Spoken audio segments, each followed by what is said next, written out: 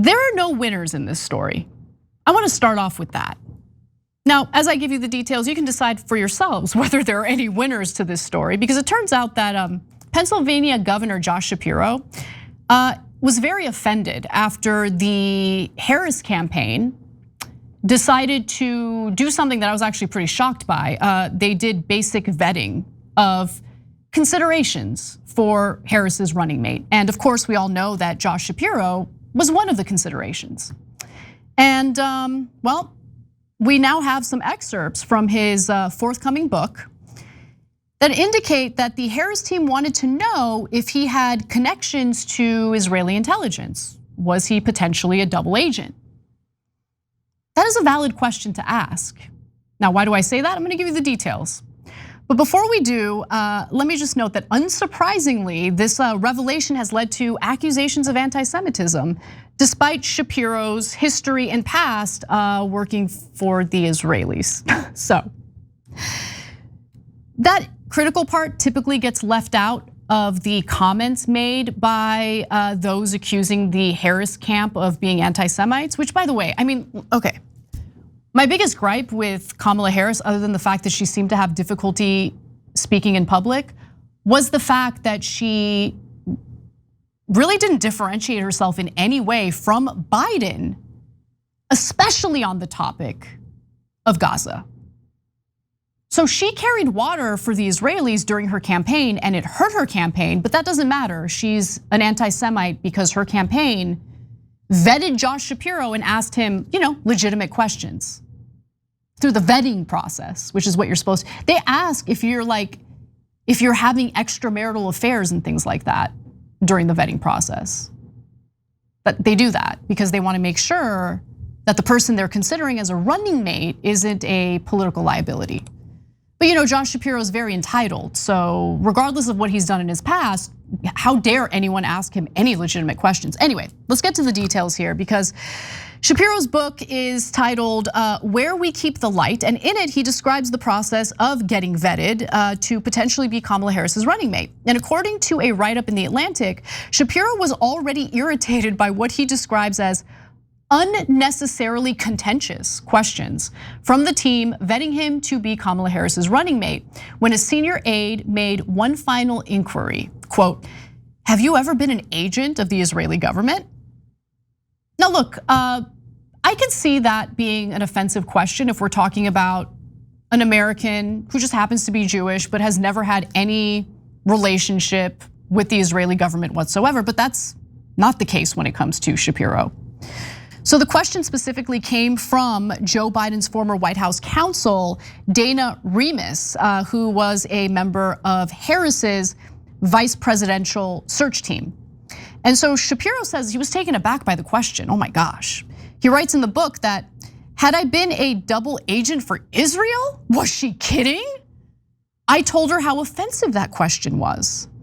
He says that Remus simply responded, well, we have to ask. And yeah, Remus is right. You do have to ask. Have you ever communicated with an undercover agent of Israel? Remus continued, according to Shapiro, who recounted, quote, if they were undercover, I responded, how the hell would I know?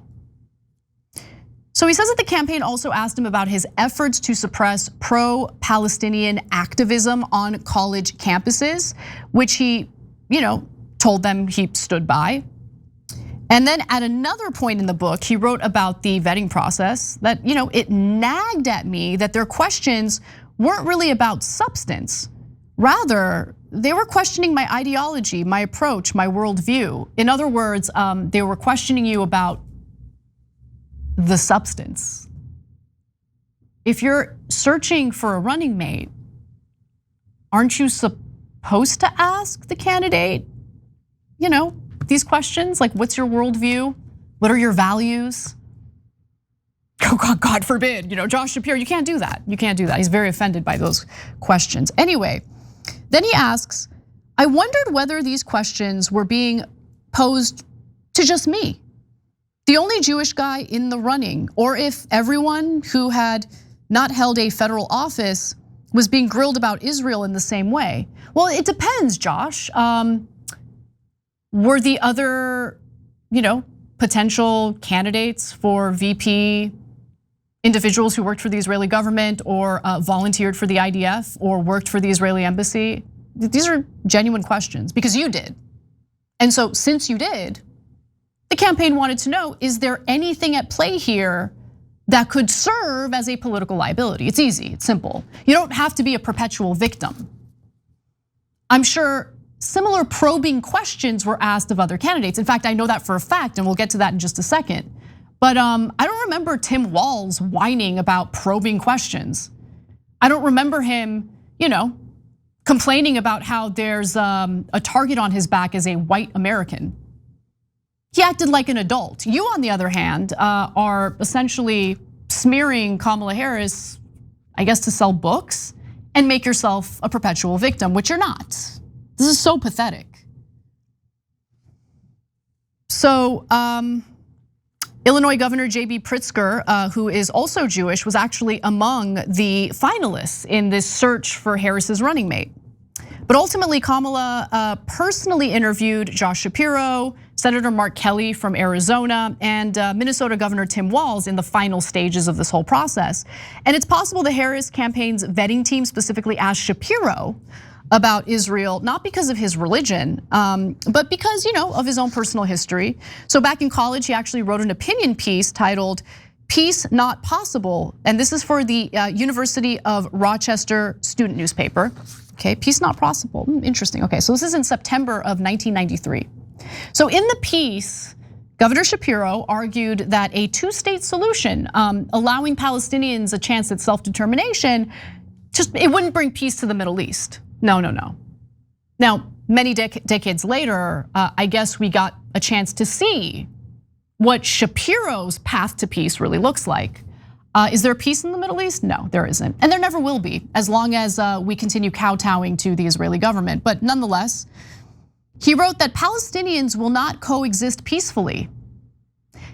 They do not have the capabilities to establish their own homeland and make it successful, even with the aid of Israel and the United States. They are too battle-minded to be able to establish a peaceful homeland of their own. Let us not forget that Israeli IDF soldiers were caught on surveillance footage gang raping a Palestinian prisoner.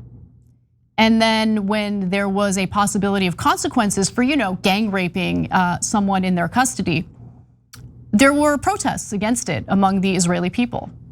And later, one of those rapists was celebrated on an Israeli television show. So tell me again about how bad the Palestinians are and how they're just not capable of being peaceful individuals, how there's something wrong in Palestinian society. Now, he described the Arab world in this opinion piece, in this student paper, as fractious, and wrote that the then Palestinian leader, it was Yasser Arafat at the time, was in danger of being assassinated by his fellow belligerent Arabs. Itzhak Rabin, by the way, was actually assassinated by an Israeli member of the Likud party, or an adherent of the Likud party, I should say. And it was because Rabin wanted a two-state solution. He wanted to pursue that because he thought that was the only path to peace. But clearly, significant portion of Israeli society not in favor of that, because God forbid you allow Palestinians their own land, their own country, their own chance of governing themselves without interference from Israel and the US government. So in that same op-ed, he also said that he was a former volunteer in the Israeli army. Kind of relevant, right? I mean, if I were running for president and I was considering Josh Shapiro, I would ask similar questions, especially considering the fact that he volunteered for the IDF. Shapiro's spokesperson told the Times of Israel back in 2024, while he was in high school, Josh Shapiro was required to do a service project. Really, he was required? Why?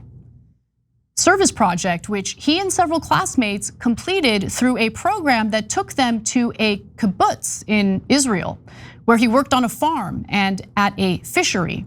The program also included working on service projects on an Israeli army base.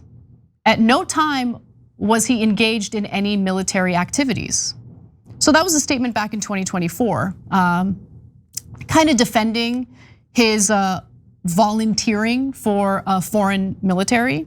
At the end of the day, that's what he did. He volunteered to be part of a foreign military. But don't ask him any questions about it, even if that could serve as a political liability in the future. Shapiro also says that his views have evolved since he was 20 years old. I mean, whose don't? I mean, all of our views, not all of our views, but our views do change to evolve and change as we grow, right? He says that he's now supportive of a two-state solution, when it's politically convenient to say that. And his campaign to tamp down pro-Palestinian protesters, that didn't happen in 1993. That actually happened, last year. So in August of 2025, Ben Binde, who is from the Chronicle of Higher Education, published a report about Shapiro's behind-the-scenes efforts at basically squashing protests at the University of Pennsylvania. Hundreds of unseen docs indicate Josh Shapiro gained an unprecedented level of influence at Penn, sought to ban its main pro-Palestinian group, so just ban the group altogether, whether they're protesting it or not, and had a partnership with a significant pro-Israel group on campus, unsurprising, okay? So he also came out in support of a bill that would punish colleges and universities that boycott and divest from Israel. A little bit of a problem. Why do the students at that university have to see the money that they pay in tuition get invested in a genocidal country like Israel, or defense contractors that aid and abet Israel's genocide? I mean, look, we're just here to build Israel's empire, of course, but don't ask any questions about that. Now, on the other hand, he's also been a vocal critic of the war in Gaza and of Benjamin Netanyahu in particular. He called him one of the worst leaders of all time. So, just a little something for the people who have an issue with atrocities, genocide, mass slaughter, killing of innocents. On top of which, by the way, Josh Shapiro was actually not the only candidate for VP who was confronted with probing questions. So CNN reported that Minnesota Governor Tim Walz was asked by the vetting team if he had ever been an agent of China, which I think is a totally legitimate question to ask him. So that was prompted by aides reviewing the multiple trips that Walz had taken to China before he decided to run for office. So that was the same line of questioning that Shapiro had to deal with, only we're talking about China here as opposed to Israel. And that's according to 4 people who were involved with the process, which led to top lawyer Dana Remus asking Shapiro if he had ever been an agent of Israel. Like, guys, we're talking about picking a running mate. And so you gotta cross your T's and dot your I's, because if you don't, and there is a political liability you didn't catch, that could sink your entire campaign. Like, the fact that Josh Shapiro is salty about that is insane to me and incredibly entitled. And ultimately, the Harris campaign decided against Shapiro because he felt entitled to that spot. He felt entitled to being the running mate. He thought it was already said and done. He was measuring the curtains. That would annoy me too. I probably wouldn't pick him for that reason. So finally, I'm just gonna go to this. A person close to Remus explained her line of questioning, saying, the crux of vetting is asking uncomfortable and even far-fetched questions, especially ones that could be raised by your opponents. Have you ever had an affair? Have you ever embezzled state funds? Have you ever been an agent for another country? The point isn't that you believe any of it to be true. It's that the subject needs to be on record with definitive answers.